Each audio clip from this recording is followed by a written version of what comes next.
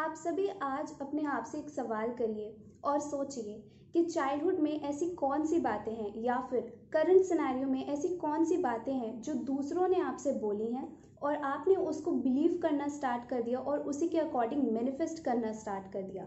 इसको बोलते हैं self fulfilling prophecy. Self fulfilling prophecy एक साइकोलॉजिकल टर्म है जिसमें हम दूसरों की कही हुई बातें या फिर कई बार अपने आप से हम कुछ बातें बोलते हैं जो बेसिकली हमें सर्व नहीं करती या फिर पॉजिटिव रिजल्ट नहीं दे रही हैं। इवन हम उनको बिलीव करने लगते हैं और उसी के अकॉर्डिंग अपने एक्शंस को ढाल लेते हैं या फिर हम अपने एक्शंस को अलाइन कर लेते हैं उन बिलीव के अकॉर्डिंग, कही हुई बातों के अकॉर्डिंग, और मैनिफेस्ट करने लगते हैं। So basically self fulfilling prophecy दो टाइप की होती है, एक अदर्स इम्पोज्ड और दूसरा है सेल्फ इम्पोज्ड। अदर्स इम्पोज्ड दूसरों की कही हुई बातें और सेल्फ इम्पोज्ड जो बातें हम अपने आप से खुद बोलते हैं।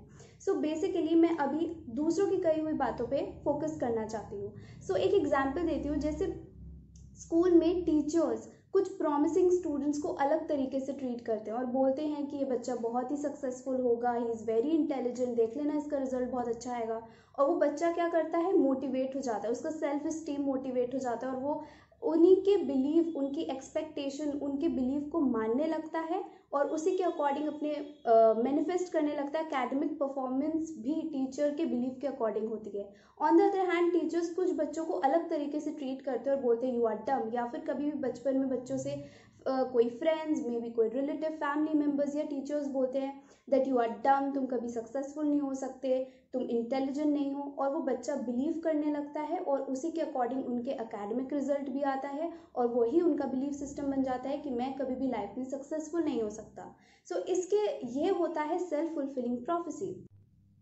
अगर आप पहचान लेते हैं कि वो कौन सा बिलीफ है जो आपको सर्व नहीं कर रहा या पॉजिटिव रिजल्ट नहीं दे रहा, जो बिलीव दूसरों के बोले हुए हैं, जो एक्सपेक्टेशन दूसरों के बोले हुए, लाइक अगर कोई बोलता है यू आर अगली और आप उसे मानने लगते हैं कि हाँ मैं देखने में अच्छी नहीं हूँ। अगर कोई बोलता है यू आर डम तो आप मानने लगते हैं कि हाँ मैं डम हूँ, मैं इंटेलिजेंट नहीं हूँ। अगर कोई बोलता है आप कभी सक्सेसफुल नहीं हो सकते या फाइनेंशियल कंडीशन आपकी अच्छी नहीं हो सकती, तो क्या करते हैं, हम मानने लगते हैं क्योंकि बार बार वही चीज़ें आपसे बोली जा रही। तो हम उनको बिलीव को बेसिकली ऐसे कौन सी चीज़ें हैं जो दूसरों की बोली है हम उसे पहचान सकते हैं और उसके बाद उसकी पॉजिटिव अफर्मेशन बनाकर उसको चेंज करके दूसरे तरीके से मैनिफेस्ट कर सकते हैं। अगर किसी ने बोला यू आर डम तो आप सोच सकते हैं you I am intelligent. Self impose की बात करूँ जिसमें हम कई बार ऐसा होता है कि इंटरव्यूज में रिजेक्ट होते हैं या हम किसी को प्रपोज करते वक्त रिजेक्ट हो जाते तो सोचते हैं कि हम आगे भी रिजेक्ट होते रहेंगे, तो हम बोलते हैं कि मैं तो रिजेक्ट ही हो जाऊंगा। सो ये हमने क्या किया, सेल्फ फुलफिलिंग प्रोफेसी, हमने एक बिलीफ बनाया, हमने अपने एक्शंस उसी के अकॉर्डिंग अलाइन कर दिए और वही मैनिफेस्ट किया। क्या सोच के कि मैं हमेशा रिजेक्ट होता हूँ क्योंकि पास में भी हम रिजेक्ट हुए हैं, सो हम उसे चेंज कर सकते हैं ये सोचकर कि नहीं, मुझे लोग एक्सेप्ट कर सकते हैं। अगर कोई पास्ट में बेसिकली हमें हमेशा डिसलॉयल लोग मिलते हैं तो हम हमेशा सोचते हैं कि नहीं, मुझे तो हमेशा डिसलॉयल लोग ही मिलेंगे। ये हमारा एक बिलीफ सिस्टम बन जाता है कि मुझे हमेशा डिसलॉयल लोग ही मिलेंगे, कोई मुझे पसंद नहीं करता। हम इस बेसिकली बिलीफ को पहचान सकते हैं कि ऐसी कौन सी चीज़ है जो हमें सर्व नहीं कर रही और उसके बाद हम क्या कर सकते हैं, उसके ऑपोजिट अफर्मेशंस बना सकते हैं और बोल सकते हैं कि नहीं, मुझे हमेशा अच्छे लोग मिलते हैं, लोग मुझे पसंद करते हैं, लोग मुझे एक्सेप्ट करते हैं, मुझे हमेशा लॉयल लोग ही मिलते हैं।